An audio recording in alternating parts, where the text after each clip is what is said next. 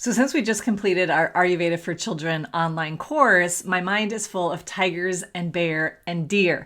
And so that's how we're talking about the three different Ayurvedic constitutions or types. And so I want to share with you how you can invite people to your class by constitution or by dosha. So getting people to show up for your class is a big part of having a successful class. And so there's three different types and they're going to respond to your invitation differently. So let's look at each one. First is a bear.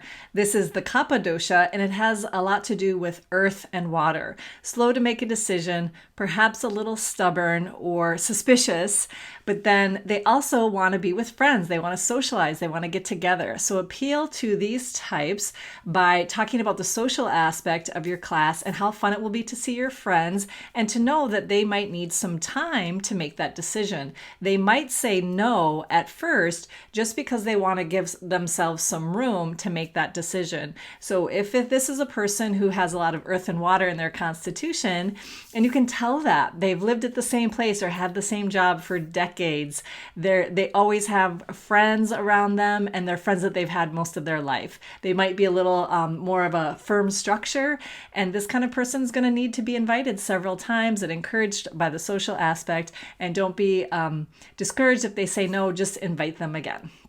The second constitution is tiger, and this is the pitta dosha, and this is water and fire. So they're intense. They're great leaders. So if you can get a pitta on board, if you get a tiger on board, that tiger is probably going to invite other people as well, just like the bear. So these are both social types. The tiger's more of a leader, so they're the influencers, right? Tigers want the facts. They need the details. They want to make sure that they're going to the best yoga class, right? So you want to encourage the tigers to join your class from giving them lots of information, giving them details, showing them your credentials, sharing testimonials, convincing them that they're making a good choice. That's the tiger. And then for these types as well, and you can tell these types because they're leaders, they're fiery, they're intense, in a good space. When they're in balance, they're, like I said, they're great leaders, they're great teachers. When out of balance, they can be critical or judgmental. And so when you're inviting this type to your class, like I said, you want to give them the facts. And then once they're in, you want to ask them to refer. Hey, do you know anybody else who'd like to join? Because they like to be influencers as well.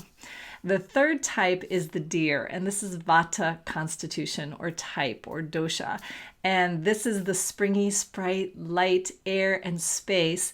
They're excited. They'll tell them, they'll be like, yes, I'm totally going to go. But then they'll forget about it or realize they have overscheduled themselves and they can't make it after all. So with this type, and they're going to be a little bit more thin-framed, they're going to be up energy and then down energy and then back up energy again, forgetful, changing things often. They're the ones that are kind of flitting around in regards to socializing. And so with this type, you definitely want to get them excited. Like, oh my gosh, this yoga class is going to be so much fun. They're like, yes, I totally want to be there.